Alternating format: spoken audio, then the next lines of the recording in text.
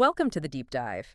Today, we're really getting into the power of our own minds. Yeah, specifically looking at Dr. Joseph Mothi's book, The Power of Your Subconscious Mind. Such a well-known book. Many people say it's, well, pre-foundational stuff for understanding how our inner world kind of shapes everything else. Absolutely. It's a classic for a reason. So here's the question for you listening.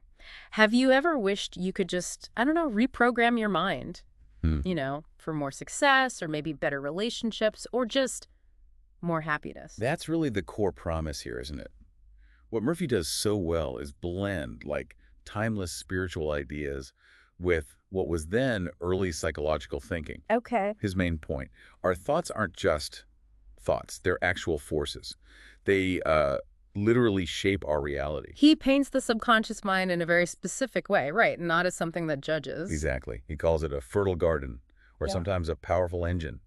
The key thing is, it doesn't argue. It doesn't argue. What does that mean exactly? It just accepts whatever you consistently feed it. Your dominant thoughts, your beliefs, the mental images you hold. Like seeds in the garden. Precisely. It takes those seeds and just works to make them grow, whether, good for you or not. Fear, doubt, confidence, joy. It doesn't filter based on desirability. Wow. Okay. So the implications are kind of huge then. Definitely. If you're constantly feeding it fear or doubt, maybe without even realizing it. Then you'll likely see more fearful or doubtful situations pop up in your life. Yeah. It's just reflecting back what you've planted. But the flip side, if you feed it positive thoughts, belief, maybe visualize your goals. Then the subconscious works to make those real. It starts aligning things, maybe bringing opportunities, changing your own behavior. So basically, change your thoughts, change your destiny. Is that too simple? Well, Murphy would argue that's essentially it, though the practice requires diligence.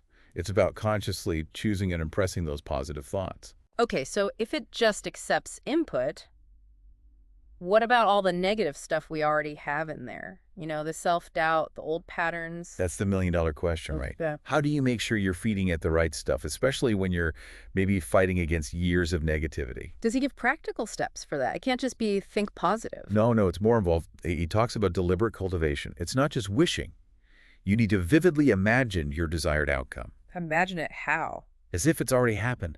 Feel the emotions. See the details. He calls it creating a mental movie. A mental movie. Okay. Yeah, and you replay it consistently, daily, with feeling.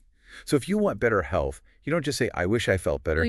You'd vividly picture yourself being healthy, feeling energetic, doing things you couldn't before, feeling that joy and gratitude. And you impress that feeling, that image onto the subconscious. Exactly. That sustained, emotionally charged visualization is what the subconscious responds to. Then it starts working behind the scenes to manifest it. It sounds straightforward, but breaking old habits is tough. We all know that. Those negative thoughts can be really persistent. Oh, absolutely. Murphy acknowledges that. He says the subconscious is habit-bound.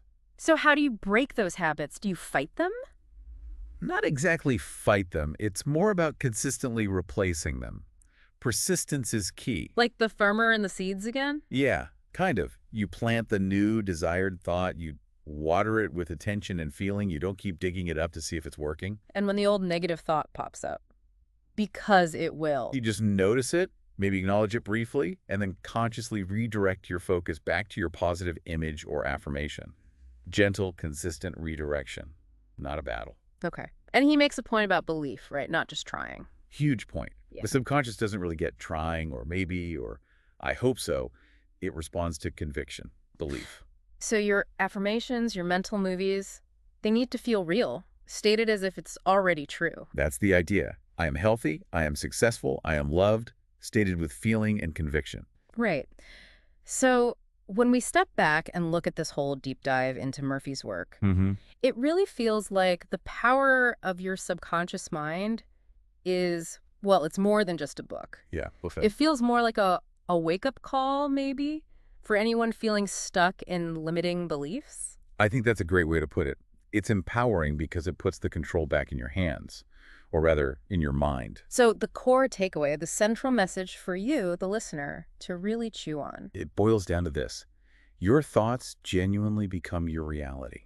That's the essence of it. Your thoughts become your reality. So the obvious next question is, why not choose them wisely? Exactly. It makes you think, doesn't it? Just consider for a moment. Yeah. How could you start applying that? Maybe pick just one area of your life Just one thing you want to improve. and start consciously